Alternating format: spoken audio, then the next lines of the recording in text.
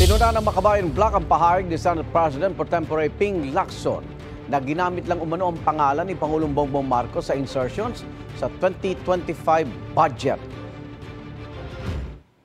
Chair pa naman siya ng Blue Ribbon Committee pero prematurely ay meron na siyang conclusion na hindi Pangulo ang nag-utos at ginamit lang ng mga opisyal. Walang batayan pa para sabihin yon. Kailangang direktang harapin at sagutin ng Pangulo. Parawagan ng Makabayan Block, wala dapat exempted sa investigasyon kaugnay sa maanumalyang flood control projects at budget insertions. Hinimok nila ang Ombudsman, Independent Commission for Infrastructure, Senate Blue Ribbon Committee at Kamara na ipatawag sa investigasyon ng Pangulo.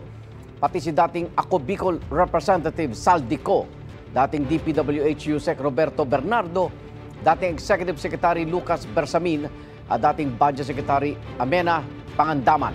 Sagot ni Lacson, ang naging basehan daw niya ay ang pagvito ni Pangulong Marcos sa 1.15 billion pesos na halaga ng mga proyekto. Mahirap din anyang paniwalaan na sinabi ni Saldico na siya ang nag-deliver ng 25 billion pesos na kickback sa Pangulo dahil inamin ni dating DPWH Undersecretary Roberto Bernardo na siya ang may hawak ng deliveries ng mga kickback. Sinusubukan pa ng GMA Integrated News sa kunin ng pahayag ng Malacanang. Tauna nang sinabi ng Ombudsman na gumugulong na ang investigasyon sa mga pahayag ni Ko kahit wala pa silang hawak na sworn statement. Anila, kasama rin sa posibleng imbestigahan ang Pangulo. Samantala, nagpahayag ng suporta ang Northern Luzon Alliance sa Kamara kay Pangulong Bongbong Marcos. Buo pa rin daw ang kanilang commitment sa pagpasa ng mga batas na naaayon sa national agenda ng Pangulo. Suportado rin daw nila ang mga hakbang ng administrasyon na palakasin ang gobyerno at ipromote ang transparency, efficiency at accountability sa paggamit ng public funds.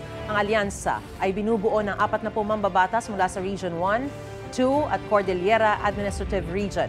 Kabilang sa mga nakapirma sa manifesto, sina House Speaker Faustino D. III at Majority Leader Sandro Marcos na anak ng Pangulo.